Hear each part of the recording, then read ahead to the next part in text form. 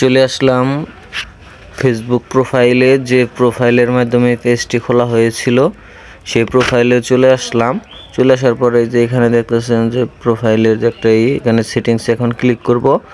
সেটিংসে ক্লিক করার পরে যে পেজটি খোলা হয়েছিল সেই যে মাইবি পেজ, এই মাইবি পেজটাই ডিলিট করতে চাইতেছি। পেজে চলে আসলাম।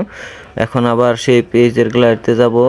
যাওয়ার পরে যে সেটিংস এখানে ক্লিক করব। সেটিংসে ক্লিক করার পরে যে নিচের দিকে ট্রল করব, আমি যেখানে পেজটি ডিলিট করতে চাইতেছি সেই অপশনটা আপনাকে দেখাচ্ছি। কোন অপশনে গেলে আপনি পেজটি ডিলিট করতে পারবেন। এই যে লেখা আছে অ্যাক্সেস অ্যান্ড কন্ট্রোলে ক্লিক করার পরে যে page deactive page delete page, যেহেতু আমরা পেজটি ডিলিট করতেছি ডিলিটে সিলেক্ট করে যে চলে আসলাম। এই যে এখানে কয়েকটা অপশন আছে, আপনি কী কারণে ফেসবুক পেজটি ডিলিট করতে চাইতেছেন আপনি যে কোনো অপশন একটা সিলেক্ট করবেন। তারপরে এখানে কন্টিনিউ লেখা আছে, কন্টিনিউতে ক্লিক করবেন।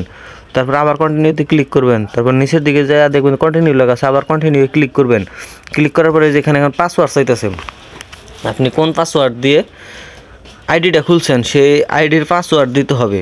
তা না হলে কিন্তু এই ফেসবুক ডিলিট বা ডিএক্টিভ কোনোটাই হবে না। সঠিক পাসওয়ার্ড দেওয়ার পরেই আপনার ফেসবুক পেজটি ডিলিট হবে।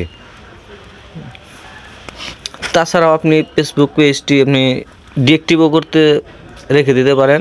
এটা যে কোনো সময় আবার আপনার মন চাইলে আবার চালু করতে পারবেন।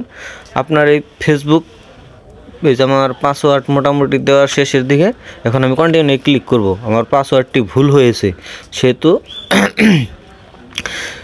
আবার কিন্তু রং দেখাইছে। এখন আমি সঠিক পাসওয়ার্ড দিয়ে দেখাবো কিভাবে আপনারা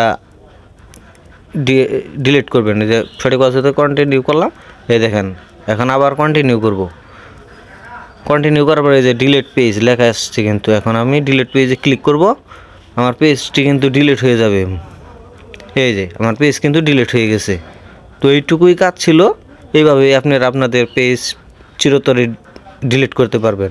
ধন্যবাদ।